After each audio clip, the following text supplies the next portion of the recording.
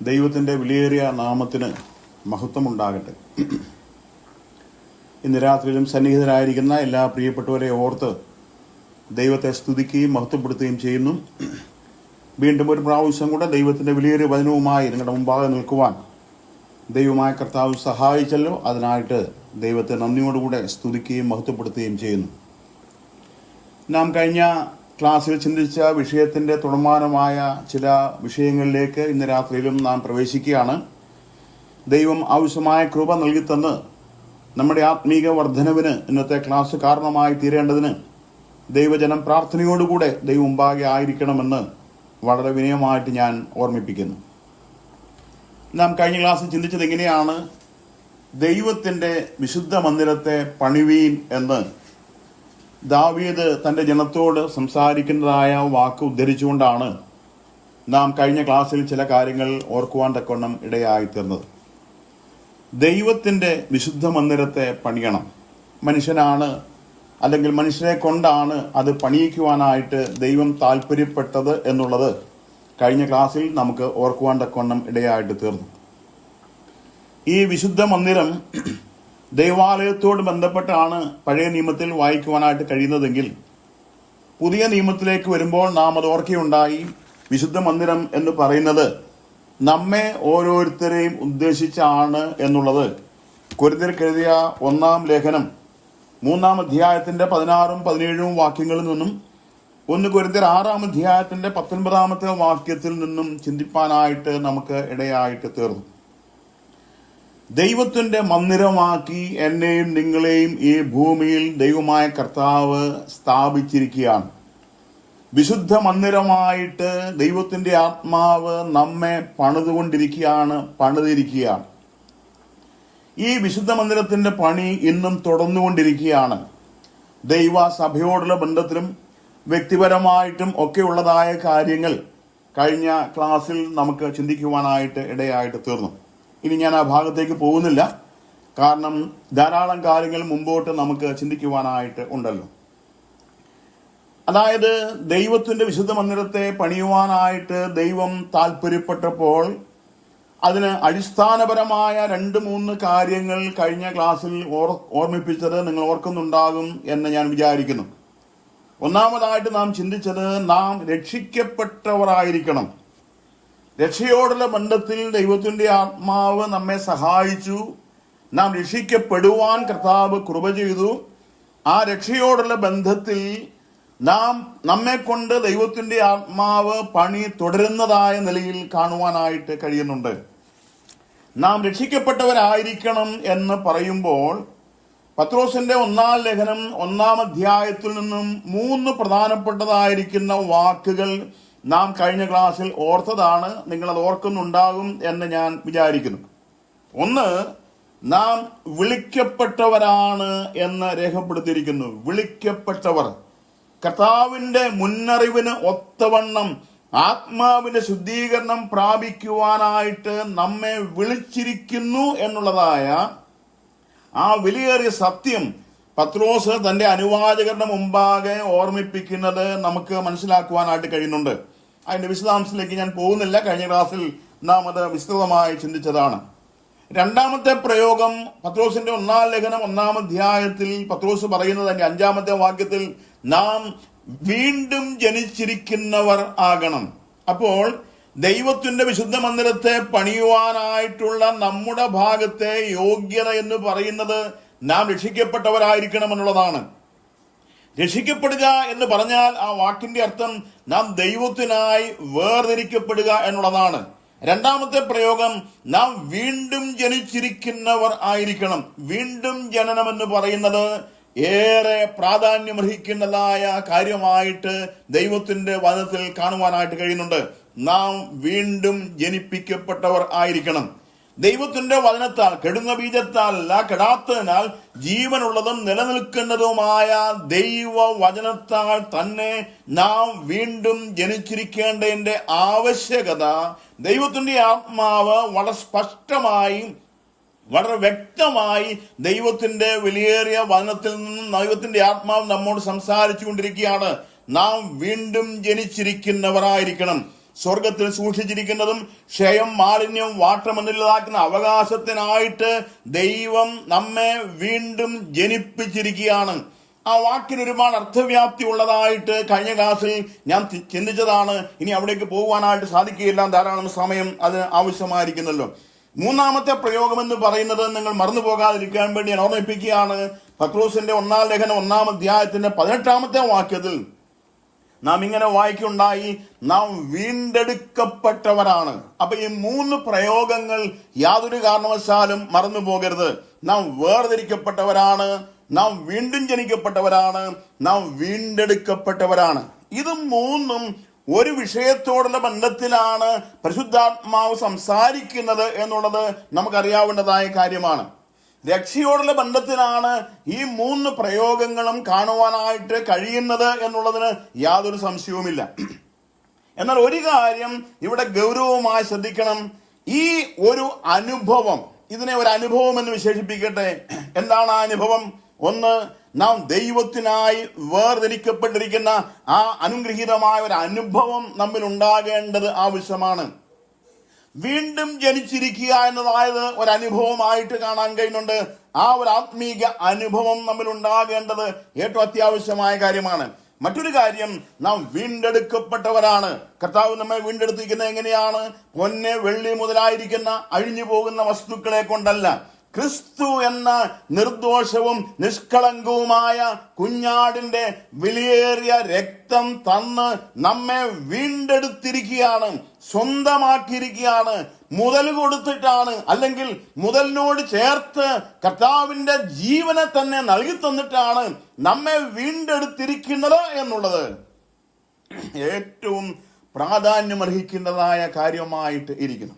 പ്രിയപ്പെട്ടവരെ, ദൈവത്തിന്റെ വിശുദ്ധ മന്ദിരത്തെ പണിയുവാനായിട്ട് ദൈവം താല്പര്യപ്പെടുമ്പോൾ നമുക്ക് നമ്മുടെ ആത്മീക ജീവിതത്തോടുള്ള ബന്ധത്തിൽ ദൈവം ഇങ്ങനെയൊക്കെയാണ് പ്രവർത്തിച്ചിരിക്കുന്നത് എന്നുള്ളത് ഞാനും നിങ്ങളും തിരിച്ചറിയേണ്ടത് ഏറ്റവും അത്യാവശ്യമായ കാര്യമാണ്. ഈ രക്ഷയോടുള്ള ബന്ധത്തിൽ നമുക്ക് വിശ്വസിക്കാൻ തന്നെ കാരണമായി തീർന്നത് ദൈവത്തിന്റെ കൃപയൊന്ന് മാത്രമാണ്, ദൈവത്തിന്റെ ദാനമാണ്. ദൈവത്തിന്റെ വചനത്താൽ, ദൈവത്തിന്റെ ആത്മാവിനാൽ നാം വീണ്ടും ജനിച്ചു, നാം ദൈവമക്കളായി തീർന്നിരിക്കുന്നു. അത് ദൈവത്തിന്റെ ഭാഗത്തുനിന്ന് മാത്രമുള്ളതായിരിക്കുന്ന പ്രവൃത്തിയായിട്ട് അതിനെ കാണുവാനായിട്ട് കഴിയുന്നു. ഞാൻ കഴിഞ്ഞ ക്ലാസ്സിൽ പറഞ്ഞതായ ഒരു കാര്യമുണ്ട്.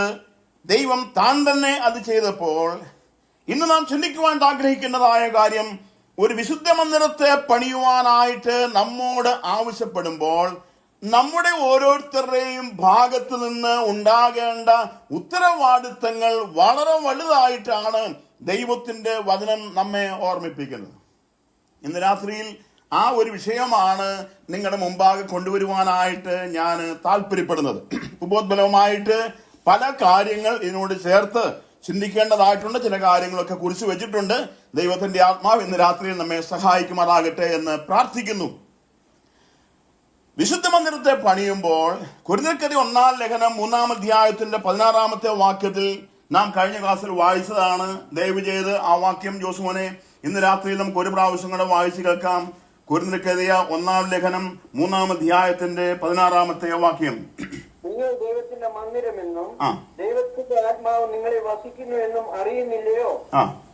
ദൈവത്തിന്റെ ശരീരം മന്ദിരം നശിപ്പിക്കുന്നവനെ ദൈവം നശിപ്പിക്കും. ദൈവത്തിന്റെ മന്ദിരം വിശുദ്ധമല്ലോ, നിങ്ങളും അങ്ങനെ തന്നെ. ദൈവത്തിന്റെ മന്ദിരം വിശുദ്ധമല്ലോ, ദൈവത്തിന്റെ മന്ദിരം വിശുദ്ധമല്ലോ, നിങ്ങളും അങ്ങനെ തന്നെ. ഇന്ന് രാത്രിയിൽ ആ വേദഭാഗത്ത് നിന്നുകൊണ്ട് ചില പ്രധാനപ്പെട്ടതായിരിക്കുന്ന സത്യങ്ങൾ നമുക്ക് ഓർക്കേണ്ടതായിട്ടുണ്ട്, നമുക്ക് മനസ്സിലാക്കേണ്ടതായിട്ടുണ്ട്. ദൈവത്തിന്റെ മന്ദിരം വിശുദ്ധമല്ലോ, നിങ്ങളും അങ്ങനെ തന്നെ. നമ്മെ വിശുദ്ധന്മാരാക്കി ദൈവം തീർത്തിരിക്കുകയാണ്.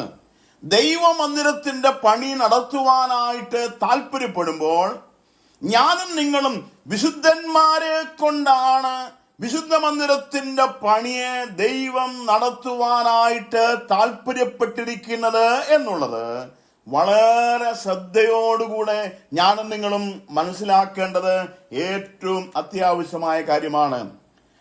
നാം വീണ്ടും ജനിച്ച ദൈവമക്കൾ, നമ്മെ കുറിച്ച് ദൈവത്തിന്റെ വചനം പറയുന്നത് നാം വിശുദ്ധന്മാർ എന്നുള്ള നിലയിലാണ് കാണുവാൻ കഴിയുന്നത്. ഞാൻ ഇങ്ങനെ പറഞ്ഞ് മുമ്പോട്ട് പോകാനായിട്ട് ആഗ്രഹിക്കുന്നു. പ്രായോഗിക വിശുദ്ധീകരണത്തിന്റെ അനിവാര്യത ശ്രദ്ധിക്കുക.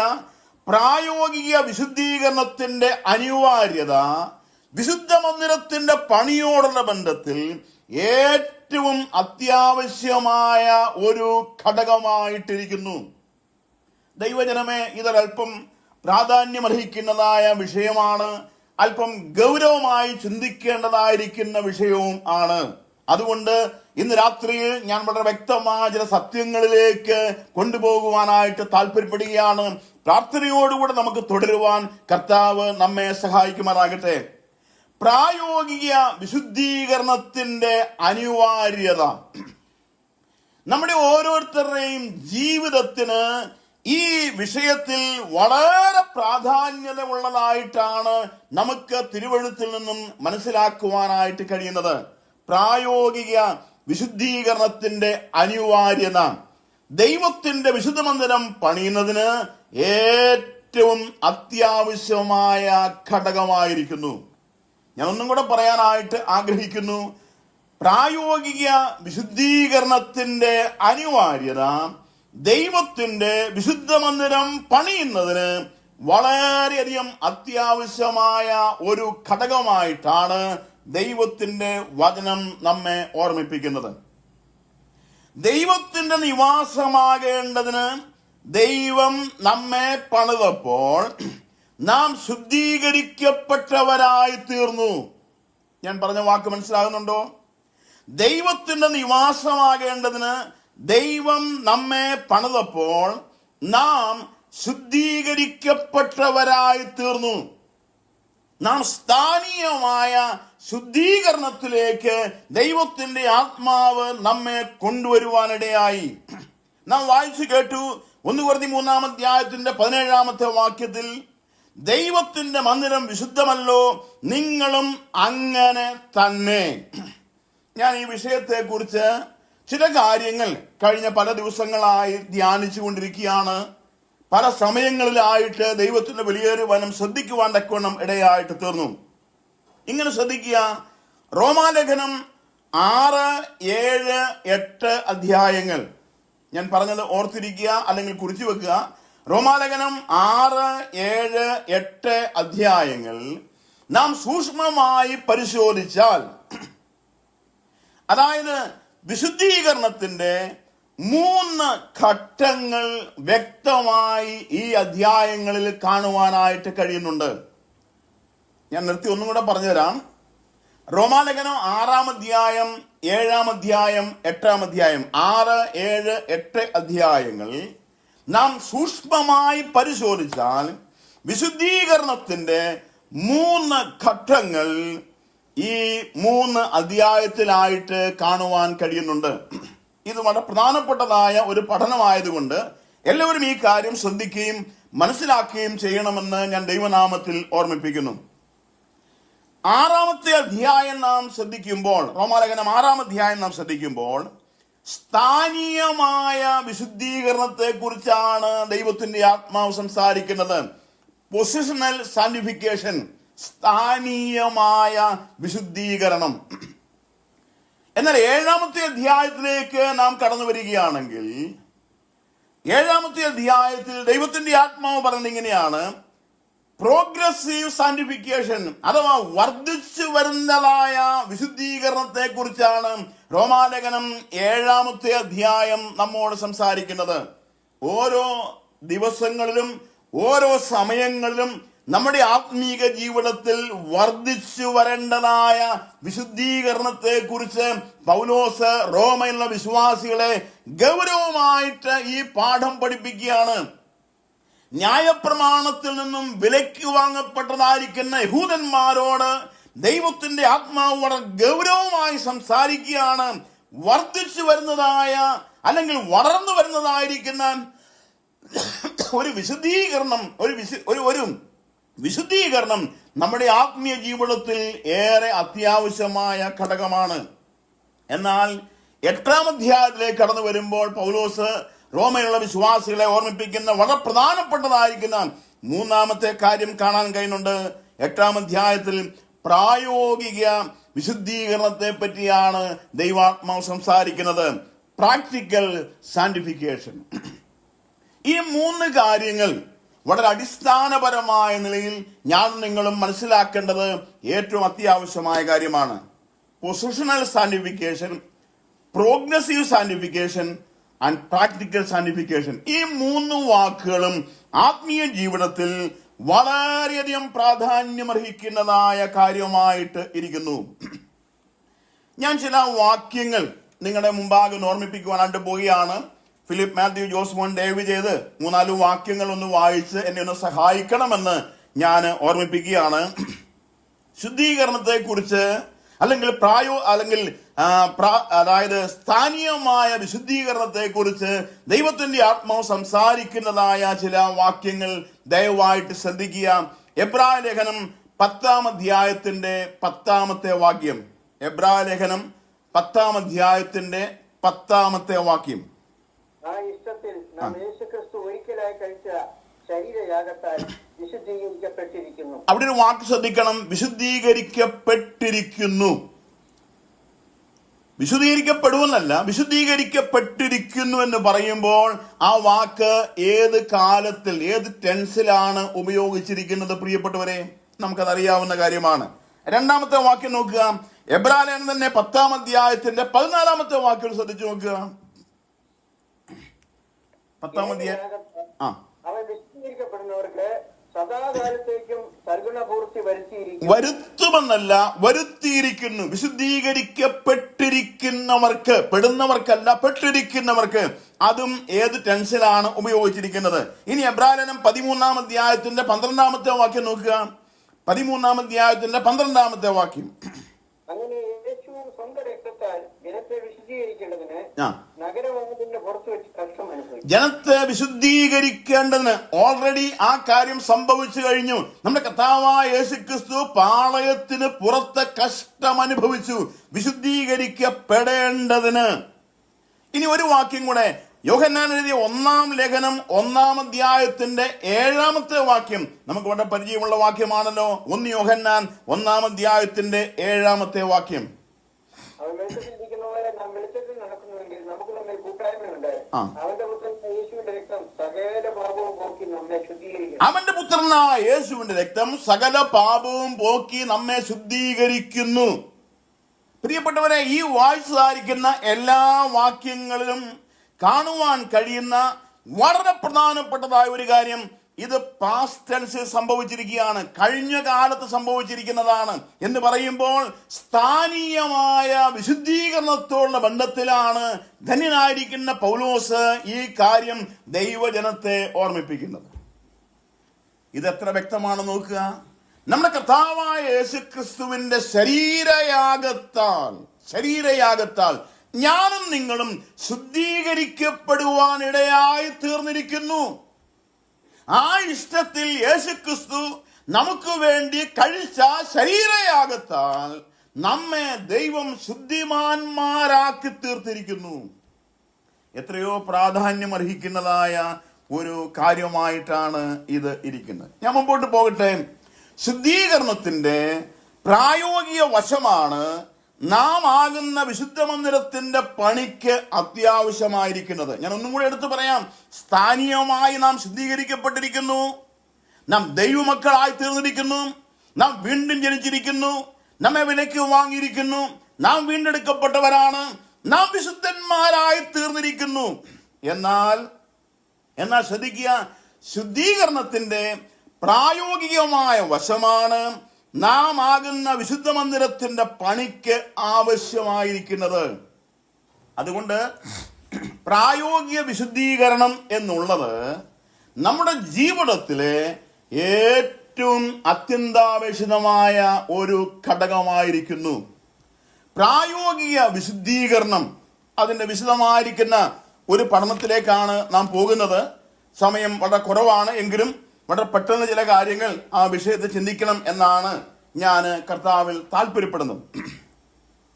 നാം ആകുന്ന വിശുദ്ധ മന്ദിരത്തെ വിശുദ്ധമായി സൂക്ഷിക്കേണ്ടത് ഓരോ വിശുദ്ധന്റെയും ഉത്തരവാദിത്തമാണ്.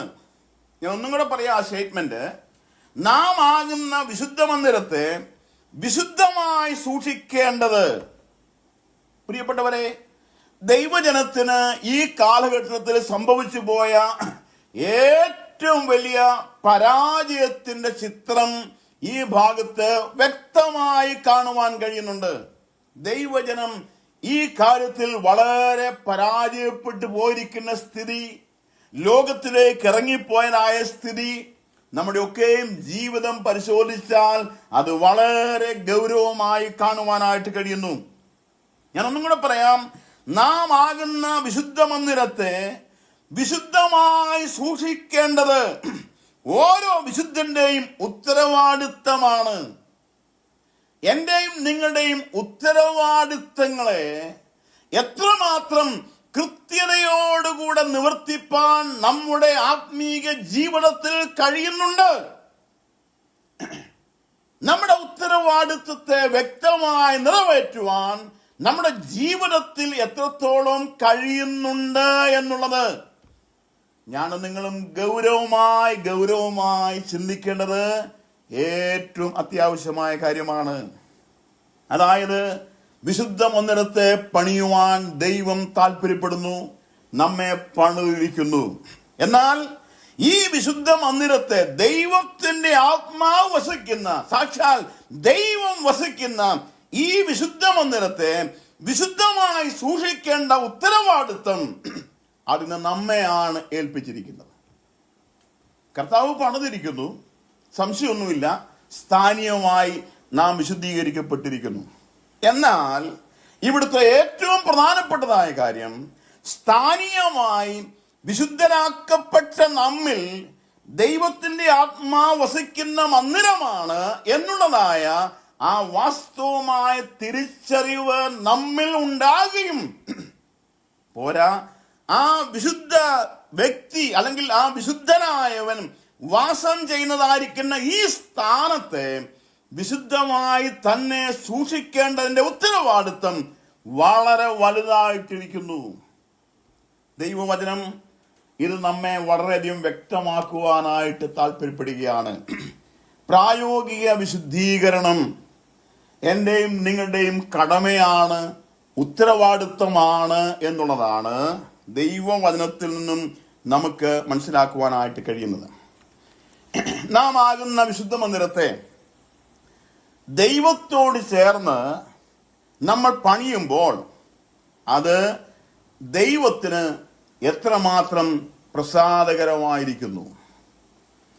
പ്രിയപ്പെട്ടവരെ, ആത്മീക ജീവിതം, ഈ ഭൂമിയിൽ ദൈവം നമുക്ക് തന്നിരിക്കുന്ന ഈ ജീവിതം വളരെയധികം ഉത്തരവാദിത്വത്തോടുകൂടെ നിവർത്തിക്കേണ്ടത് ഏറ്റവും അത്യാവശ്യമായ ഒരു ഘടകമായിട്ടാണ് ഇരിക്കുന്നത്. നാം ആകുന്ന ഈ വിശുദ്ധ മന്ദിരത്തെ ദൈവത്തോട് ചേർന്ന് നമ്മൾ പണിയുകയാണ്. അത് ദൈവത്തിന് എത്രമാത്രം പ്രസാദകരമായിരിക്കുന്നു. നാം ചിന്തിച്ചിട്ടുണ്ടോ ഈ കാര്യം? വിശുദ്ധീകരണത്തെ സംബന്ധിച്ചും അതിൻ്റെ ഉപദേശ വിഷയങ്ങളെയൊക്കെ സംബന്ധിച്ച് നാം ധാരാളം പഠിച്ചിട്ടുള്ളവരാണ്. അത്യാവശ്യ കാര്യങ്ങൾ ഈ വിഷയത്തിൽ, ഉപദേശ വിഷയത്തിൽ ഞാനും മനസ്സിലാക്കുവാനായിട്ട് ശ്രമിച്ചിട്ടുള്ള വ്യക്തി തന്നെയാണ്. എന്നാൽ ഈ ദിവസങ്ങളിൽ ഈ വേദഭാഗം വായിക്കുകയും ധ്യാനിക്കുകയും ചെയ്തുകൊണ്ടിരിക്കുമ്പോൾ ദൈവത്തിന്റെ ആത്മാവ് എത്ര ശക്തമായിരിക്കുന്ന ചില ആലോചനകളാണ് ഈ വിഷയത്തിൽ നിന്നുകൊണ്ട് നമ്മോട് സംസാരിക്കുവാനായിട്ട് താല്പര്യപ്പെടുന്നത്. നാമും കർത്താവും ചേർന്ന് ഇന്ന് ഈ വിശുദ്ധ മന്ദിരത്തിന്റെ പണി നടത്തിക്കൊണ്ടിരിക്കുകയാണ്. ദൈവം നമ്മിൽ വാസം ചെയ്യുകയാണ്. ദൈവം വിശുദ്ധനാണ്. ആ വിശുദ്ധനായിരിക്കുന്ന വ്യക്തി അഥവാ ദൈവത്തിന്റെ പരിശുദ്ധാത്മാവ് നമ്മിൽ വാസം ചെയ്യുന്നു. പരിശുദ്ധമായിരിക്കുന്ന ആത്മാവ്. നാം എത്രമാത്രം ഈ വിഷയത്തിൽ കടപ്പെട്ടവരായിരിക്കുന്നു, ഉത്തരവാദിത്വമുള്ളവരായിരിക്കുന്നു. എന്നാൽ ഈ കാലഘട്ടത്തിന്റെ പ്രത്യേകതയാണെന്ന് തോന്നുന്നു, നാം പല കാര്യങ്ങൾ മറന്നു പോകുന്നവരാണ്. നാം പല കാര്യങ്ങൾക്ക് പ്രാധാന്യത കൊടുക്കാതെ ഒരു ഒഴുക്കം മട്ടിൽ ജീവിച്ചു പോകുന്നതായിരിക്കുന്ന ഒരു രീതിയിലേക്ക് നമ്മുടെയൊക്കെ ജീവിതം തീർന്നു പോയിട്ടുണ്ടോ എന്നുള്ളത് സംശയിക്കേണ്ടിയിരിക്കുന്നു. ഇതിന്റെ പ്രാധാന്യത വളരെ വലുതാണെന്നും എന്നാൽ നമ്മുടെ ജീവിതത്തിൽ അത്രത്തോളം പ്രാധാന്യത ഈ വിഷയത്തിൽ കാണുവാനായിട്ട് കഴിയുന്നില്ല എന്നുള്ളതും പ്രിയപ്പെട്ടവരെ ഞാനും നിങ്ങളും ഗൗരവമായി തിരിച്ചറിയേണ്ടത് ആവശ്യമായിരിക്കുന്നു. നമ്മുടെ ശരീരം, ശ്രദ്ധിക്കുക, ഞാൻ സ്റ്റേറ്റ്മെന്റ് വായിക്കാം. നമ്മുടെ ശരീരം പരിശുദ്ധാത്മാവിന്റെ മന്ദിരം എന്നതായ ദൃഢമായിരിക്കുന്ന ബോധ്യം ജഡത്തിലെയും ആത്മാവിലെയും സകല കന്മഷവും നീക്കി നമ്മെ തന്നെ വെടിപ്പാക്കി വിശുദ്ധിയെ തികച്ച് ഒരു ജീവിതം നയിക്കുവാൻ ദൈവത്തിന്റെ ആത്മാവ് നമ്മെ പ്രബോധിപ്പിക്കുന്നുണ്ട്. ജോസുമോനെ ഒരു വാക്യം വായിക്കാമോ? കൊരിന്ത്യർക്കെതിരെ 2-ാം ലേഖനം 7-ാം അധ്യായത്തിന്റെ 1-ാമത്തെ വാക്യത്തിൽ എന്താണ് വായിക്കുന്നത്? കൊരിന്ത്യർക്കെതിരെ 2-ാം ലേഖനം 7-ാം അധ്യായത്തിന്റെ 1-ാമത്തെ വാക്യത്തിൽ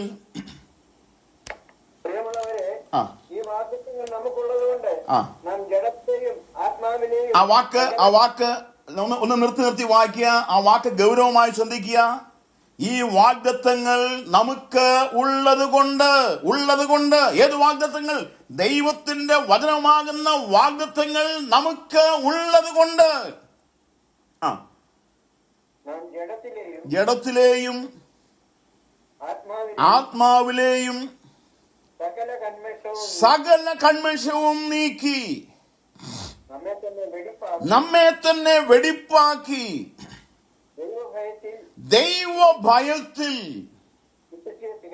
വിശുദ്ധിയെ തികച്ചുകൊള്ളുക. ദൈവത്തിന്റെ ആത്മാവ് പൗലോസ് മുഖാന്തരം ദൈവജനത്തിന് നൽകുന്ന അതിശക്തമായിരിക്കുന്ന പ്രബോധനം. ഇവിടെ ഈ വാക്കിനെ ഒന്ന് മുറിച്ചു പറയുകയാണെങ്കിൽ, അല്ലെങ്കിൽ ഈ വാക്കിനെ ഒന്ന് പിരിച്ചു ചിന്തിക്കുകയാണെങ്കിൽ, എത്ര പദപ്രയോഗങ്ങൾ ഗൗരവമായിരിക്കുന്ന ഭാഷയിലാണ് ദൈവാത്മാവ് ഉപയോഗിക്കുന്നത്. നിങ്ങൾ നോക്കിയേ, ജഡത്തിലെയും ആത്മാവിലെയും സകല കന്മഷവും നീക്കി. അടുത്ത വാക്ക് നമ്മെ തന്നെ വെടിപ്പാക്കി. ഇനി അടുത്ത വാക്ക് ദൈവഭയത്തിൽ. മറ്റൊരു വാക്ക് വിശുദ്ധിയെ തികച്ചുകൊള്ളുക. ഇതാരുടെ ഉത്തരവാദിത്തമാണ് ദൈവജനമേ? ഇത് നമ്മുടെ ഓരോരുത്തരുടെ ഉത്തരവാദിത്തമല്ലേ? ദൈവത്തിന്റെ ആത്മാവിന്റെ സഹായത്താൽ ഞാനും നിങ്ങളും കൃത്യമായി ചെയ്യേണ്ടതായ ഉത്തരവാദിത്തമായിട്ടാണ് ഈ വാക്ക് കാണാൻ കഴിയുന്നത്. ദൈവത്തിന്റെ ഈ വിലയേറിയ വചനത്തിൽ വളരെ ഗൗരവകരമായ നിലയിൽ ഉപയോഗിക്കപ്പെട്ടിരിക്കുന്ന 1-2 കാര്യങ്ങളിലേക്ക് നമുക്ക് വീണ്ടും ഒന്ന് കടന്നു പോകാം. ജോസുമോൻ റെഡിയാണ്. റോമാലേഖനം 6-ാമത്തെ അധ്യായം നമുക്ക് പരിചയമുള്ള അധ്യായമാണല്ലോ. റോമാലേഖനം 6-ാം അധ്യായത്തിന്റെ 2-ാമത്തെ വാക്യം ഒന്ന് വായിക്കാമോ? റോമാലേഖനം 6-ാം അധ്യായത്തിന്റെ 2-ാമത്തെ വാക്യം. പാപസംബന്ധമായി മരിച്ചവരായ നാം ഇനി അതിൽ ജീവിക്കുന്നത് എങ്ങനെ? അതൊരു ചോദ്യമാണ്. എന്താ ദൈവാത്മാവ് ചോദിക്കുന്നത്? പാപസംബന്ധമായി മരിച്ചവരായ നാം അതിൽ ജീവിക്കുന്നത് എങ്ങനെ? പ്രിയപ്പെട്ടവരെ, ഞാനും നിങ്ങളും പാപം സംബന്ധിച്ച് മരിച്ചവരാണ്. പാപം സംബന്ധിച്ച്, ആ വാക്ക് വളരെ ഗൗരവമായി ശ്രദ്ധിക്കണം. പാപം സംബന്ധിച്ച്, അതായത് നാം പാപം സംബന്ധിച്ച് മരിച്ചെന്നാണ് രേഖപ്പെടുത്തിക്കുന്നത്. പാപം മരിച്ചു എന്ന് പറഞ്ഞിട്ടില്ല. ആ വാക്ക് മനസ്സിലായോ? പാപം മരിച്ചു എന്ന് പറഞ്ഞിട്ടില്ല. നാം പാപസംബന്ധമായി മരിച്ചവനാണ്. അതിന്റെ അർത്ഥം എന്താ? അതിന്റെ അർത്ഥം നാം വിശുദ്ധീകരിക്കപ്പെട്ടിരിക്കുന്നു. പാപസംബന്ധമായി, സ്ഥാനീയമായി നാം വിശുദ്ധീകരിക്കപ്പെട്ടിരിക്കുന്നു. പാപം മരിച്ചിട്ടില്ല. പാപം ഇന്നും നമ്മിലുണ്ട്. നാം വാഴുന്നുണ്ട് പാപത്തിൽ. പാപം നമ്മിലുണ്ട്. ഈ ശരീരം മാറ്റപ്പെടുന്നത് വരെ പാപം നമ്മിലുണ്ട്. നാം പാപത്തിന് മരിച്ചവരല്ല, പാപം സംബന്ധിച്ച് നാം മരിച്ചവരാണ്. ഒരു വാക്കുകൂടെ നമുക്കൊന്ന് വായിച്ചു നോക്കാം. അതായത്, നമ്മൾ പാപം ഉണ്ടാകുന്നു എങ്കിലും ഒരു കാര്യം ശ്രദ്ധിക്കണം, പാപം നമ്മിൽ കർത്തൃത്വം നടത്തേണ്ട ആവശ്യമില്ല. പാപത്താൽ നിയന്ത്രിതമായിരിക്കുന്ന ഒരു ജീവിതം ഇനി നമുക്ക് ആവശ്യമില്ല. പണ്ട് ജീവിച്ചിരുന്ന ഒരു ദൈവദാസൻ നമുക്ക് എല്ലാവർക്കും അറിയാവുന്ന ആളാണ്. കർത്താവിന്റെ ദാസൻ MK ചാക്കോ കോട്ടയം കണ്ടത്തിൽ. അച്ചക്കുട്ടിച്ചാൻ എഴുതിയ മനോഹരമായിരിക്കുന്ന ഒരു പുസ്തകം റോമാലേഖന വ്യാഖ്യാനമുണ്ട്. ആ പുസ്തകത്തിനകത്ത് താൻ വളരെ വ്യക്തമായി സത്യം പറഞ്ഞിട്ടുണ്ട്. പാപം സംബന്ധിച്ച് നാം മരിച്ചവരാണ്. പാപം മരിച്ചെന്ന് എവിടെയും പറഞ്ഞിട്ടില്ല. പ്രിയപ്പെട്ടവരെ, പാപം എന്നും ജീവിക്കുകയാണ്. ഈ ശരീരത്തിൽ പാപം ജീവിക്കുന്നുണ്ട്. എന്നാൽ ക്രൂശിലെ മരണത്തിൽ സംഭവിച്ചത് എന്താണ്? നാം മരിച്ചു. അവിടെയാണ് സ്ഥാനീയമായ വിശുദ്ധീകരണം ആരംഭിച്ചിരിക്കുന്നത്. നാം മരിച്ചിരിക്കുന്നു, നാം ക്രിസ്തുവിനോടുകൂടെ മരിച്ചിരിക്കുന്നു. അവിടെയാണ് സ്ഥാനീയമായ വിശുദ്ധീകരണം ആരംഭിച്ചിരിക്കുന്നത്. റോമാലേഖനം 6-ാം അധ്യായത്തിന്റെ 12, 13, 14 വാക്യങ്ങൾ. റോമാലേഖനം 6-ാം അധ്യായത്തിന്റെ 12, 13, 14 വാക്യങ്ങൾ വായിക്കുമ്പോൾ, വായിക്കാൻ സമയം എടുക്കുന്നില്ല, 3 കാര്യങ്ങൾ അവിടെ രേഖപ്പെടുത്തിയിട്ടുണ്ട്. നിങ്ങളുടെ കയ്യിൽ ബൈബിൾ ഉണ്ടെന്ന് ഞാൻ വിചാരിക്കുന്നു. ബൈബിളിൽ ആ വാക്ക് നോക്കാവുന്നതാണ്. റോമാലേഖനം 6-ാം അധ്യായത്തിന്റെ 12-ാമത്തെ വാക്യം വായിക്കുമ്പോൾ അവിടെ എന്താ വായിക്കുന്നത്? പാപം ഇനി വാഴരുത്. റോമാലേഖനം 6-ാം അധ്യായത്തിന്റെ 12-ാമത്തെ വാക്യം വായിക്കുമ്പോൾ അത് വ്യക്തമായി പരിശുദ്ധാത്മാവ് പറയുകയാണ്, പാപം ഇനി വാഴരുത്. അതിന്റെ മുകളിൽ നമ്മെക്കുറിച്ച് ആവശ്യപ്പെടുമ്പോൾ നമ്മളെക്കുറിച്ച് ദൈവത്തിന്റെ ആത്മാവ് പറയുന്ന ആ വാക്ക് ഇങ്ങനെയാണ്. അതായത് അതിന്റെ 6-ാം അധ്യായത്തിന്റെ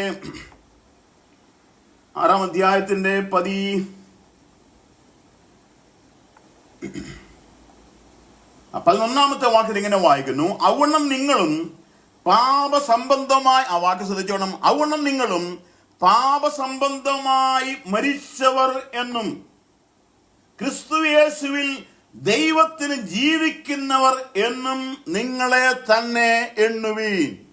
എന്താ ദൈവം തന്റെ ആത്മാവോടെ പറയുന്നത്? നിങ്ങളും പാപസംബന്ധമായി മരിച്ചവർ എന്നും ക്രിസ്തുയേശുവിൽ ദൈവത്തിന് ജീവിക്കുന്നവർ എന്നും നിങ്ങളെ തന്നെ എണ്ണുവീൻ. അയ്യോ, ആ പ്രയോഗത്തിന്റെ അർത്ഥം എത്ര വ്യക്തമായിട്ടാണ് ദൈവാത്മാവ് നമ്മെ ഓർമ്മിപ്പിക്കുന്നത്. ആകയാൽ, എന്നിട്ട് പറയുകയാണ്, ആകയാൽ പാപം നിങ്ങളുടെ മർത്യ ശരീരത്തിൽ അതിന്റെ മോഹങ്ങളെ അനുസരിക്കുമാറ് ഇനി വാഴരുത്. എന്ന് വെച്ചാൽ അതിന്റെ അർത്ഥം എന്താ? ഇതുവരെ പാപസംബന്ധമായി മരിക്കാത്തവരായ, അല്ലെങ്കിൽ പാപസംബന്ധമായി നാം ജീവിച്ചവരായ നാം ഇതുവരെ ഉണ്ടായിരുന്നെന്നും വ്യത്യസ്തമായി ഇനി പാപം നമ്മിൽ വാഴുവാൻ ഇടയാകരുത്. പാപം ഇനി വാഴരുത്. ഇവിടെ വാഴുക എന്നാക്കുന്ന വാക്കിനൊക്കെ ഒരുപാട് അർത്ഥവ്യാപ്തി ഉള്ളതാണ്. സമയത്തിന്റെ പരിധി നിൽക്കേണ്ടത് ആവശ്യമായതുകൊണ്ട് ഞാൻ ആ വാക്കിലേക്കൊന്നും പോകുന്നില്ല. വാഴുക എന്ന് പറഞ്ഞാൽ സകല ഐശ്വര്യത്തോടുകൂടെ ഭരണം നടത്തുന്നതിനെയാണ് വാഴുക എന്ന് പറയുന്നത്. പാപം ഇനി വാഴരുത്. അടുത്ത പ്രയോഗം 13-ാമത്തെ വാക്യത്തിൽ, നിങ്ങളുടെ അവയവങ്ങളെ അനീതിയുടെ ആയുധങ്ങളായി പാപത്തിന് സമർപ്പിക്കുകയും അരുത്, ചെയ്യരുത്. ഗൗരവമായിട്ടാണ് പറഞ്ഞത്, ചെയ്യരുത്. 3-ാമത്തെ പ്രയോഗം 14-ാമത്തെ വാക്യത്തിൽ ഇങ്ങനെ വായിക്കുന്നു, നിങ്ങൾ കൃപയ്ക്ക് അധീനരാകിയാൽ പാപം നിങ്ങളിൽ കർത്തൃത്വം നടത്തുകയില്ലല്ലോ.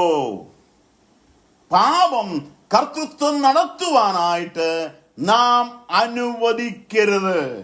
ഇവിടെയൊക്കെ നമ്മുടെ പങ്ക്, പരിശുദ്ധാത്മാവായ ദൈവത്തിന്റെ സഹായത്താൽ നമ്മുടെ പങ്ക് വളരെ വലുതാണ് എന്നുള്ളത് ഞാൻ നിങ്ങളും തിരിച്ചറിയേണ്ടത് ഏറ്റവും അത്യാവശ്യമായ കാര്യമാണ്. ഇവിടെ 3 കാര്യങ്ങൾ നമ്മെ സംബന്ധിച്ച് പരിശുദ്ധാത്മാവ് പറയുന്നുണ്ട്. 3 കാര്യങ്ങൾ.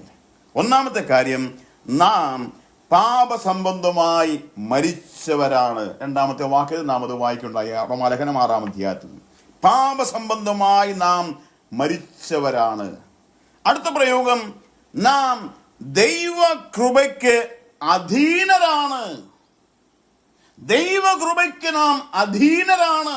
കൃപയാൽ ഞാനും നിങ്ങളും ആയിരിക്കുന്നവരാണ്. കൃപയ്ക്ക് അധീനരാണ്. മറ്റൊരു കാര്യം, 18-ാമത്തെ വാക്യത്തിൽ, പാപത്തിൽ നിന്നും സ്വാതന്ത്ര്യം ലഭിച്ച് നീതിക്ക് ദാസന്മാരായി തീർന്നിരിക്കുകയാണ്. പാപത്തിൽ നിന്നും സ്വാതന്ത്ര്യം ലഭിച്ച് നീതിക്ക് ദാസന്മാരായി തീർന്നിരിക്കുന്നു. ആ വാക്യങ്ങളൊക്കെ എനിക്ക് വായിക്കണമെന്ന് ആഗ്രഹമുണ്ട്. പക്ഷെങ്കിൽ സമയം ഞാൻ മുമ്പോട്ട് നോക്കുമ്പോൾ വളരെ പെട്ടെന്ന് മുമ്പോട്ട് പോയിക്കൊണ്ടിരിക്കുന്നു. എങ്കിലും ഞാൻ ആ വാക്യം മാത്രം ഒന്ന് വായിക്കാം. 18-ാമത്തെ വാക്യം ശ്രദ്ധിക്കുക. പാപത്തിൽ നിന്ന് സ്വാതന്ത്ര്യം ലഭിച്ച് നീതിക്ക് ദാസന്മാരായി തീർന്നത് കൊണ്ട് ദൈവത്തിന് സ്തോത്രം.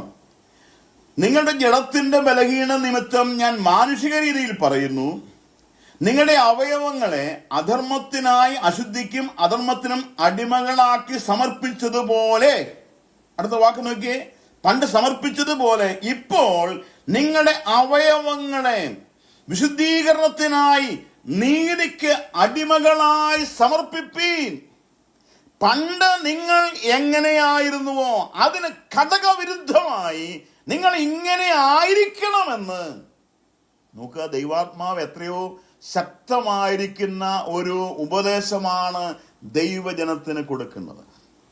പ്രിയപ്പെട്ടവരെ, ഞാൻ ആത്മാർത്ഥമായി ചോദിക്കട്ടെ, ഈ നാളുകളിൽ ഈ വിഷയം ഇത്ര ഗൗരവമായിട്ട് ചിന്തിക്കുവാനോ പഠിക്കുവാനോ പഠിപ്പിക്കുവാനോ നമുക്ക് കഴിയുന്നുണ്ടോ എന്നുള്ളത് ഒന്ന് ഗൗരവമായി ചിന്തിക്കേണ്ടതല്ലേ?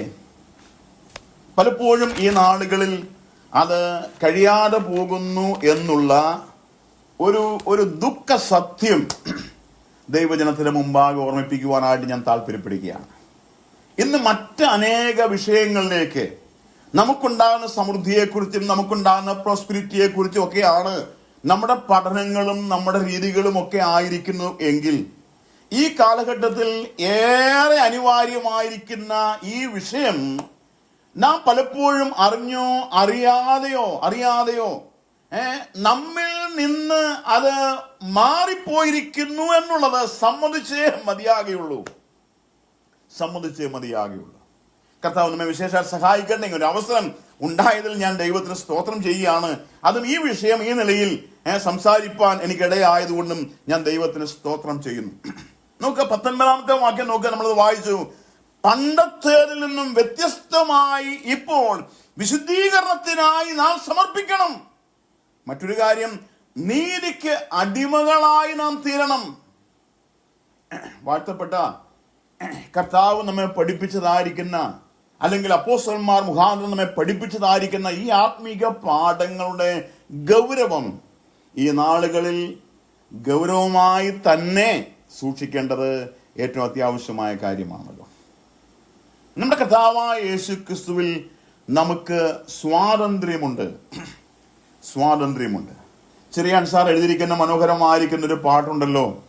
അതായത്, അവന്റെ അടിമയായ നാം, സ്നേഹച്ചരടാൽ എന്നെ യേശു ചേർത്ത് ബന്ധിച്ചു എന്നുള്ളതാകുന്ന ആ പാട്ടിനകത്ത് ഒരു സ്റ്റാൻസ, അവൻ അടിമ അനുഭവിക്കും സ്വാതന്ത്ര്യം പോലെ വേറില്ല സ്വാതന്ത്ര്യം എന്നാണ് ഭക്തൻ പാടിയിരിക്കുന്നത്. അവന്റെ അടിമയാണ്, എന്നാൽ നാം അനുഭവിക്കുന്നത് പോലെ സ്വാതന്ത്ര്യം വേറെ ആർ അനുഭവിക്കുന്നു എന്നാണ് ആ ഭക്തൻ ചോദിക്കുന്നത്. പ്രിയപ്പെട്ടവരെ, കർത്താവ് നമ്മെ സ്വതന്ത്രരാക്കിയതിനാൽ ആ അനുഗ്രഹീതമായ ആത്മീക അവസ്ഥയിൽ തുടരുവാൻ കർത്താവ് നമ്മെ വിശേഷാൽ സഹായിക്കുമാറാകട്ടെ. 22-ാമത്തെ വാക്യത്തിൽ നാം ഇങ്ങനൊരു കാര്യം കാണുന്നുണ്ട്. അതായത് റോമാലേഖനം 6-ാം അധ്യായത്തിന്റെ 22-ാമത്തെ വാക്യം. ആ വാക്യം ഒന്ന് വായിക്കാമോ ജോസുമോനെ? റോമാലേഖനം. എന്നാലിപ്പോൾ പാപത്തിൽ നിന്ന് സ്വാതന്ത്ര്യം പ്രാപിച്ച് ദൈവത്തിന്റെ ദാസന്മാരായിരിക്കാൻ നിങ്ങൾക്ക് ലഭിക്കുന്ന ഫലം വിശുദ്ധീകരണവും. അവിടെ ഇരിക്കുന്ന വാക്ക് കണ്ടോ? പാപത്തിന് ദാസന്മാരായി. എന്നാൽ ഇപ്പോൾ പാപത്തിൽ നിന്നും സ്വാതന്ത്ര്യം പ്രാപിച്ച് ദൈവത്തിന് ദാസന്മാരായി തീർന്നിരിക്കിയാൽ, നമ്മുടെ കഴിവോ പ്രാപ്തി കൊണ്ടൊന്നുമല്ല കേട്ടോ, ദൈവം നമ്മെ അങ്ങനെ ആക്കി തീർത്തു. നാം അങ്ങനെ ആയിരിക്കിയാൽ, അവിടെ വായിക്കുന്നത് ഇങ്ങനെയാണ്, ദൈവത്തിന് ദാസന്മാരായിരിക്കാൻ നിങ്ങൾക്ക് ലഭിക്കുന്ന ഫലം വിശുദ്ധീകരണവും. അടുത്ത വാക്ക് നോക്കിയേ, അതിന്റെ അന്തം നിത്യ ജീവനുമാകുന്നു. എത്ര വ്യക്തമായ നിലയിലാണ് പരിശുദ്ധാത്മാവ് ഈ സത്യം നമ്മെ ഓർമ്മിപ്പിക്കുന്നത്. ഞാൻ ഒരു വാക്കുകൂടെ ഒന്ന് പറയട്ടെ. നാം പാപസംബന്ധമായി മരിച്ചു എന്നുള്ളത് ഈ കാര്യത്തിന്റെ നിയമവശമായിട്ടാണ് പരിശുദ്ധാത്മാവ് നമ്മെ ഓർമ്മിപ്പിക്കുന്നത്. അതൊരു നിയമവശമാണ്. അതായത് അത് ശുദ്ധീകരണ അനുഭവത്തിന്റെ അടിസ്ഥാനമെന്നാണ് ദൈവാത്മാവ് ഈ ഭാഗത്ത് നമ്മോട് സംസാരിക്കുന്നത്. ഈ അടിസ്ഥാനത്തിലാണ് പരിശുദ്ധാത്മാവ് നമ്മിൽ പ്രവർത്തിച്ചിട്ട് നമ്മുടെ ഉള്ളിൽ ഒരു വേർപാട് വരുത്തുന്നത്. ഈ വേർപാടിന്റെ അടിസ്ഥാനത്തിലാണ് ദൈനംദിന ജീവിതത്തിൽ നാം ശുദ്ധീകരണ അനുഭവത്തിലേക്ക് കടക്കുന്നത്. ഇവിടെ ഒരു വേർപാട്, അതായത് നാം പാപം സംബന്ധിച്ച് മരിച്ചു എന്ന് പറയുമ്പോൾ പാപത്തിൽ നിന്നും ഉള്ളതായിരിക്കുന്ന ഒരു വേർപാട് നമുക്ക് ഉണ്ടായിരിക്കുന്നു. ശുദ്ധീകരണം എന്നതായിരിക്കുന്ന വാക്കിന്റെ വളരെ പ്രധാനപ്പെട്ടതായിരിക്കുന്ന ഒരു ആശയമാണ് നാം വേർപെട്ടിരിക്കുന്നു എന്ന വാക്കിൽ നിന്നും പഠിക്കാനായിട്ട് കഴിയുന്നത്, മനസ്സിലാക്കാനായിട്ട് കഴിയും. ഞാൻ ആ ഭാഗത്തേക്ക് വരാം. ഇവിടെ ഒരു കാര്യം ശ്രദ്ധിക്കുക. റോമാലേഖന 8-ാം അധ്യായത്തിന്റെ 1-ാമത്തെ വാക്യം വായിക്കുമ്പോൾ നമുക്കറിയാവുന്ന വാക്യമാണ്. എന്താ അവിടെ വായിക്കുന്നത്? അതുകൊണ്ടിപ്പോൾ ക്രിസ്തുവേശുവുള്ളവർക്ക് ഒരു ശിക്ഷാവിധിയുമില്ല. ഈ ക്രിസ്തുവേശുവിൽ എന്നുള്ളതായ പ്രയോഗം എന്തിനെയാ കാണിക്കുന്നത്? അതുകൊണ്ട് ഇപ്പോൾ ക്രിസ്തുവേശുവിൽ ഉള്ളവർക്ക്, ഈ ക്രിസ്തുവേശുവിൽ ആയിരിക്കുന്നു എന്നുള്ളതായ പ്രയോഗം നമ്മെ ഓർമ്മിപ്പിക്കുന്ന ഏറ്റവും പ്രധാനപ്പെട്ടതായ കാര്യം എന്തെന്നറിയാമോ? അത് ശുദ്ധീകരണത്തോട് ബന്ധപ്പെട്ടാണ് അവിടെ രേഖപ്പെടുത്തിയിരിക്കുന്നത്. കർത്താവായ യേശുക്രിസ്തുവിൽ ആയിരിക്കുന്നു എന്ന് പറഞ്ഞാൽ നാം ശുദ്ധീകരിക്കപ്പെട്ടിരിക്കുന്നു എന്നാണ് ആ വാക്കിന്റെ അർത്ഥം. രക്ഷിക്കപ്പെട്ട ഒരുവനെ ദൈവം ആക്കി വച്ചിരിക്കുന്നതും അവൻ ദൈവം മുമ്പാകെ ആയിരിക്കുന്നതും അനുഗ്രഹിക്കപ്പെട്ടതുമായ ഭദ്രതയുള്ളതായിരിക്കുന്ന ഒരു സ്ഥാനത്തെയാണ് ഈ യാഥാർത്ഥ്യം നമ്മെ കാണിക്കുന്നത്. നോക്കുക, നമ്മുടെ വിഷയം എന്താ? ദൈവത്തിന്റെ വിശുദ്ധ മന്ദിരത്തെ പണിയുക. ആ ദൈവത്തിന്റെ വിശുദ്ധ മന്ദിരത്തെ പണിയുമ്പോൾ പ്രായോഗിക വിശുദ്ധീകരണം എൻ്റെയും നിങ്ങളുടെയും ഭാഗത്തുനിന്ന് ഉണ്ടാകേണ്ട അതിപ്രധാനപ്പെട്ടതായ കാര്യമായിട്ടാണ് തിരുവെഴുത്ത് ഈ സത്യത്തെ നമ്മുടെ മുമ്പാകെ ഓർമ്മിപ്പിക്കുന്നത്. ആത്മാവിന്റെ വിശുദ്ധീകരണം പ്രാപിച്ച് എന്ന് പരിശുദ്ധാത്മാവ് പറയുമ്പോൾ ദൈവത്തിന്റെ വിശുദ്ധിയെ കുറിച്ചുള്ള ആഴമേറിയതായിരിക്കുന്ന ഒരു ബോധ്യം നമ്മുടെ ഹൃദയങ്ങളിൽ ഉണ്ടാകേണ്ടതല്ലേ? ഞാനൊന്നും കൂടെ നിർത്തി പറയട്ടെ, ഒന്ന് ശ്രദ്ധിക്കാമോ? അതായത് ആത്മാവിന്റെ വിശുദ്ധീകരണം പത്രോസിന്റെ ലേഖനം 1-ാം ലേഖനം 1-ാം അധ്യായത്തിലും തുടർന്ന് വായിക്കുന്ന അധ്യായങ്ങളിലൊക്കെ ഈ വാക്ക് നാം കാണുന്നുണ്ട്. ആത്മാവിന്റെ വിശുദ്ധീകരണം, അതായത് പരിശുദ്ധാത്മാവ് ഈ കാര്യം നമ്മെ ഓർമ്മിപ്പിക്കുമ്പോൾ ദൈവത്തിന്റെ വിശുദ്ധിയെ കുറിച്ചുള്ള ആഴമേറിയതായ ഒരു ബോധ്യം നമ്മുടെ ഹൃദയങ്ങളിൽ ഉണ്ടാകേണ്ടതല്ലേ? എന്നാൽ പലപ്പോഴും അത് ഉണ്ടാകുന്നില്ല എന്നുള്ളത് ഒരു ദുഃഖ സത്യമായിട്ടാണ് നമ്മുടെ ജീവിതത്തിലുള്ളത്. ആത്മാവിന്റെ വിശുദ്ധീകരണം എനിക്ക് സംഭവിച്ചിരിക്കുന്നു. ഞാൻ രക്ഷിക്കപ്പെട്ടപ്പോൾ ആത്മാവിന്റെ വിശുദ്ധീകരണം എന്നെ സംഭവിച്ചു എന്ന് പറയുമ്പോൾ, പരിശുദ്ധാത്മാവിനെ ഓർമ്മിപ്പിക്കുമ്പോൾ ദൈവത്തിന്റെ വിശുദ്ധിയെ കുറിച്ചുള്ള ആഴമേറിയ ഒരു ബോധ്യം അത് നമ്മെ എത്രമാത്രം ഭരിക്കുന്നുണ്ട് പ്രിയപ്പെട്ടവരെ. എത്രമാത്രം നമുക്കതിനെ ഗൗരവമായി ശ്രദ്ധിക്കുവാനായിട്ട് കഴിയുന്നുണ്ട്. കർത്താവ് വിശേഷാൽ സഹായിക്കുമാറാകട്ടെ. ഈ എബ്രായലേഖനം 12-ാം അധ്യായത്തിന്റെ 14-ാമത്തെ വാക്യം വായിച്ചാൽ, എബ്രായലേഖനം 12-ാം അധ്യായത്തിന്റെ 14-ാമത്തെ വാക്യം വായിച്ചാൽ അവിടെ പരിശുദ്ധാത്മാവ് എന്താ പറഞ്ഞിരിക്കുന്നത് നോക്കുക. ശുദ്ധീകരണം കൂടാതെ ആരും ശുദ്ധീകരണം കൂടാതെ ആരും കർത്താവിനെ കാണുകയില്ല. വളരെ ഗൗരവമായി ചിന്തിക്കേണ്ടതായ ഒരു വിഷയമല്ലേ അത്? കർത്താവ് പറഞ്ഞിട്ടുണ്ട്, തന്റെ ജനത്തോട് പറഞ്ഞിരിക്കുന്നത് എങ്ങനെയാണല്ലോ, ഞാൻ വിശുദ്ധനാകയാൽ ഞാൻ വിശുദ്ധനാകിയാൽ ദൈവം താൻ തന്നെ സ്വയമായിട്ട് അവകാശവാദം ഉന്നയിക്കുകയാണ്. എന്ത്? ഞാൻ വിശുദ്ധനായിരിക്കിയാൽ നിങ്ങളും എങ്ങനെയായിരിക്കണം എന്നാ പറഞ്ഞിരിക്കുന്നത്. നിങ്ങളും വിശുദ്ധരായിരിക്കും എന്നാ പറഞ്ഞിരിക്കുന്നത്. ഞാൻ വിശുദ്ധനാകയാൽ നിങ്ങളും വിശുദ്ധരായിരിപ്പിൻ എന്ന പ്രമാണമാണ് ദൈവം ഇസ്രായേലിന് കൊടുത്തത്. അതേ പ്രമാണം തന്നെയാണ് പുതിയ നിയമത്തിൽ പത്രോസ് മുഖാന്തരം നമ്മോട് അരുളി ചെയ്യുന്നത്. ഞാൻ വിശുദ്ധരായിരിക്കാൽ നിങ്ങളും വിശുദ്ധരായിരിപ്പീൻ.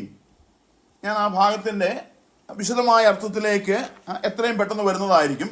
ഒന്ന് രണ്ട് കാര്യങ്ങൾ പറഞ്ഞിട്ട് ഞാൻ അവിടേക്ക് വരാനായിട്ട് ആഗ്രഹിക്കുന്നു. ഞാൻ വിശുദ്ധനായിരിക്കാൽ നിങ്ങളും വിശുദ്ധരായിരിക്കും എന്ന പ്രമാണം ദൈവം ഇസ്രായേലിന് കൊടുത്തു. ഞാൻ ഒരു കാര്യം കൂടെ ചേർത്ത് പറയട്ടെ. എല്ലാ പ്രമാണത്തിന്റെയും, നമുക്ക് ലഭിച്ചിരിക്കുന്ന ദൈവികമായ എല്ലാ പ്രമാണത്തിന്റെയും ആകെത്തുക എന്ന് പറയുന്നത് ഇതാണ്. നമുക്ക് ദൈവത്തിന്റെ മനസ്സിൽ ലഭിച്ചിരിക്കുന്ന എല്ലാ പ്രമാണങ്ങളുടെയും ആകെത്തുക. ഞാൻ വിശുദ്ധനായിരിക്കുന്നത് പോലെ നിങ്ങളും വിശുദ്ധരായിരിക്കുക എന്നുള്ളതാണ് ദൈവം നമ്മോട് സംസാരിക്കുന്നതായ കാര്യം.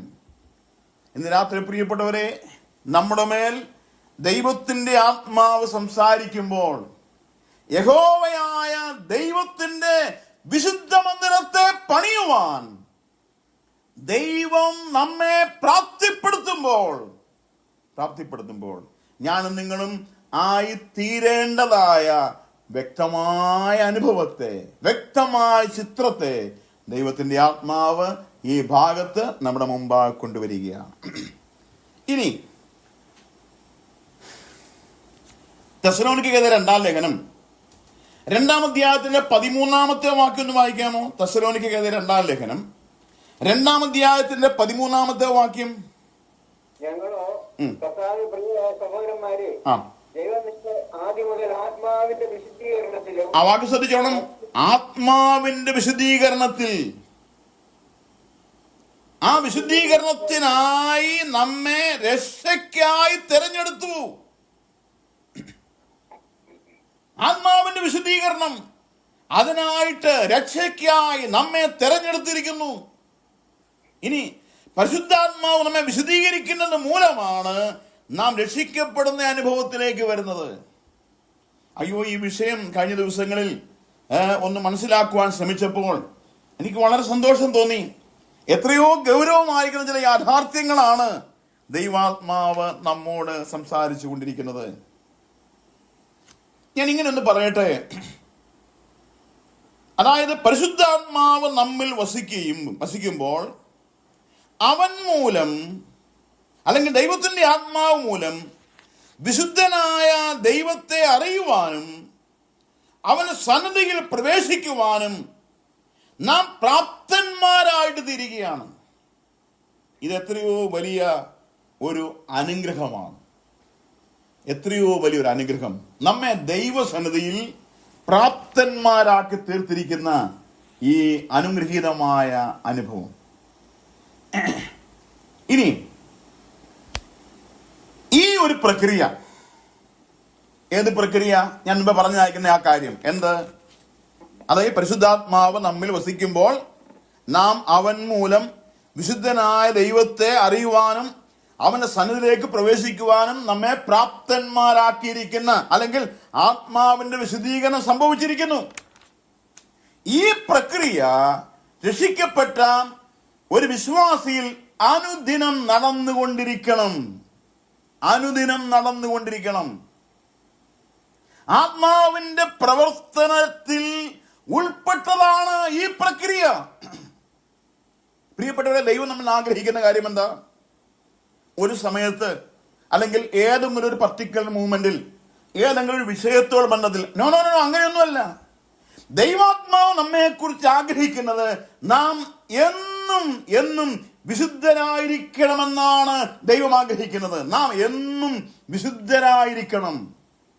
ദൈവം നമ്മെക്കുറിച്ച് ആഗ്രഹിക്കുന്ന ഈ ആഗ്രഹം നമ്മിൽ എത്രത്തോളം സാധ്യതമായിട്ട് തീരുന്നുണ്ട് പ്രിയപ്പെട്ടവരെ? ദൈവം നമ്മെക്കുറിച്ച് ആഗ്രഹിക്കുന്ന അതിപ്രധാനപ്പെട്ടതായ ഒരു കാര്യം. ഒന്ന് രണ്ട് കാര്യങ്ങൾ കൂടെ വളരെ പെട്ടെന്ന് പറഞ്ഞിട്ട് ഞാൻ ഈ വാക്കുകൾ അവസാനിപ്പിക്കുവാനായിട്ട് ആഗ്രഹിക്കുന്നു. നമ്മുടെ സമയം ഏറെക്കുറെ തീർന്നുകൊണ്ടാണല്ലോ ഇരിക്കുന്നത്. പത്രോസിന്റെ 1-ാം ലേഖനത്തിലേക്ക് വീണ്ടും ഒന്ന് മടങ്ങി വരാം. 1-ാം അധ്യായത്തിന്റെ 14 മുതൽ 25 വരെയുള്ളതായ വാക്യങ്ങൾ വായിച്ചാൽ,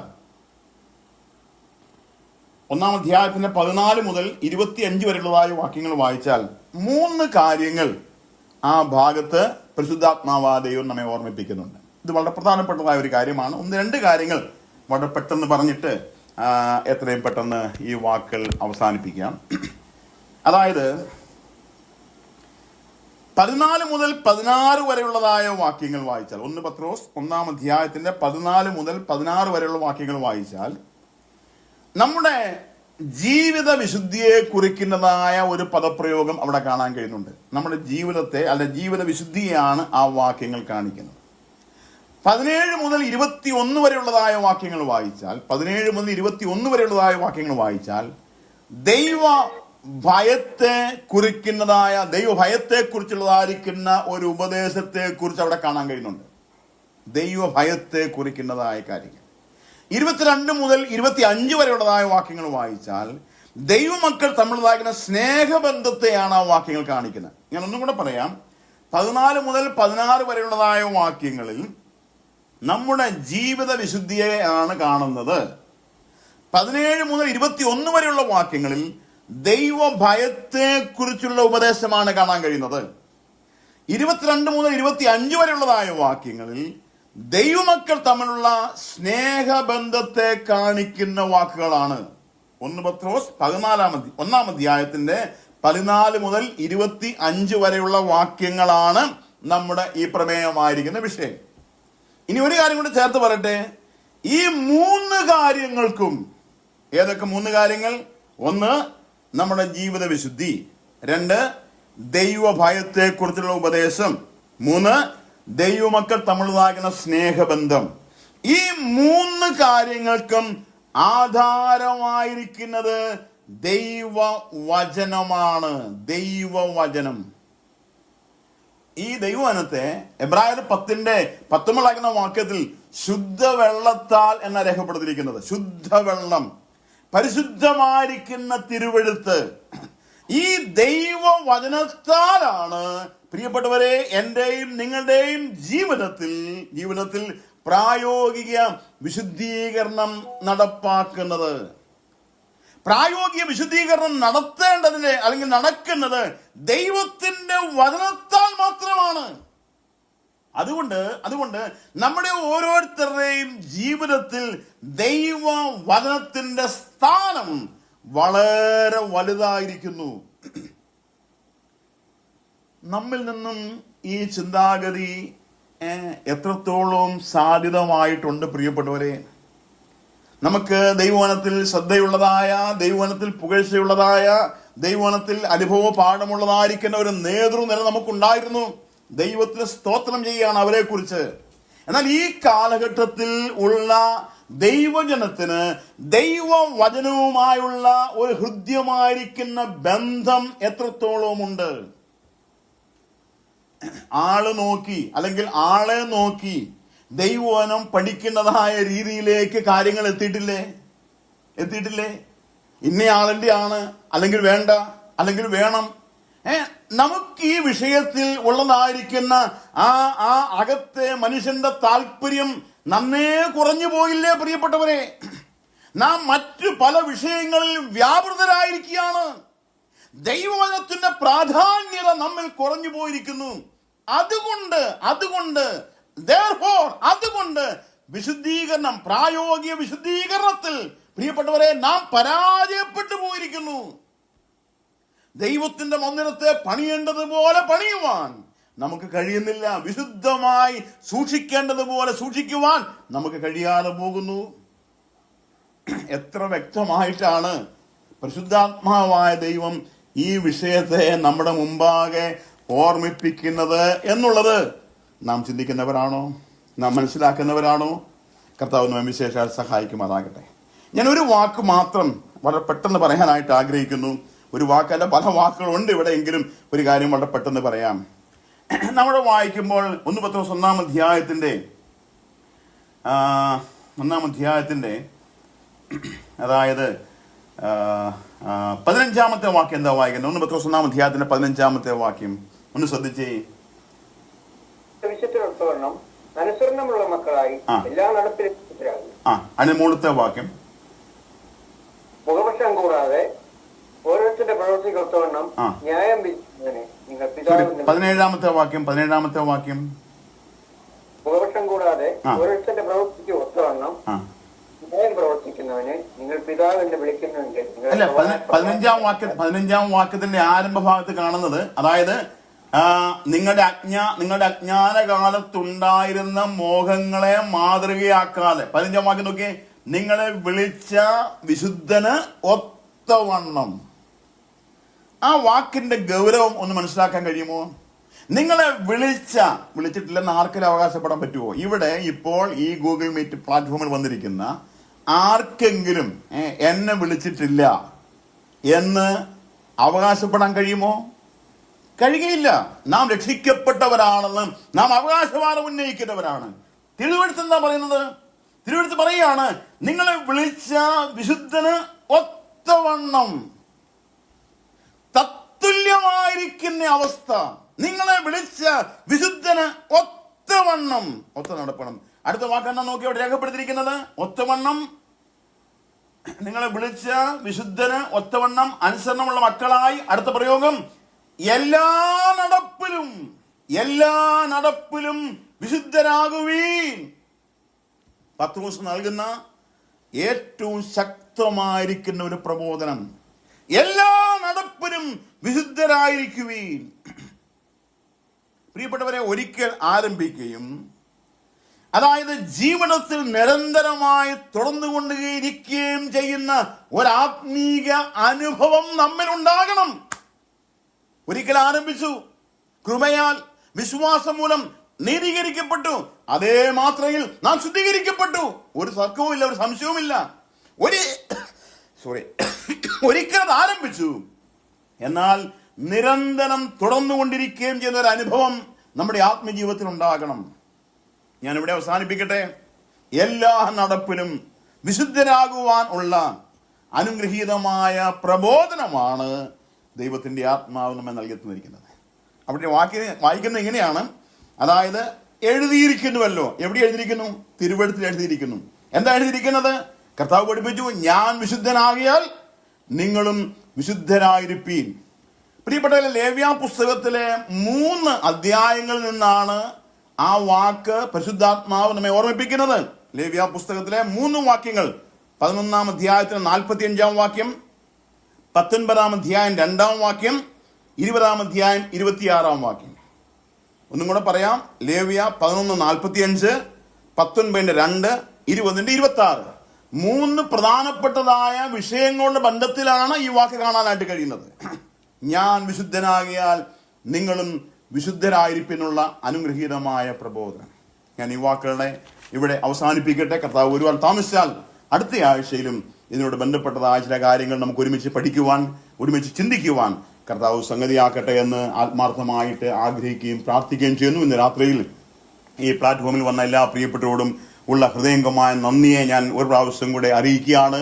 കർത്താവ് ഒരുപാട് താമസിച്ചാൽ ഈ വിഷയം, ഇനി ഒരു 3 ക്ലാസ്സും കൂടി ഉണ്ടല്ലോ, ഈ വിഷയം അല്പാൽപമായി ചിന്തിച്ച് അവസാനിപ്പിക്കുവാൻ കർത്താവ് നമ്മെ സഹായിക്കുമാറാകട്ടെ. ഇന്ന് രാത്രിയിൽ ദൈവവചനം കേട്ട എല്ലാവരെയും ദൈവമായ കർത്താവ് അനുഗ്രഹിക്കുമാറാകട്ടെ.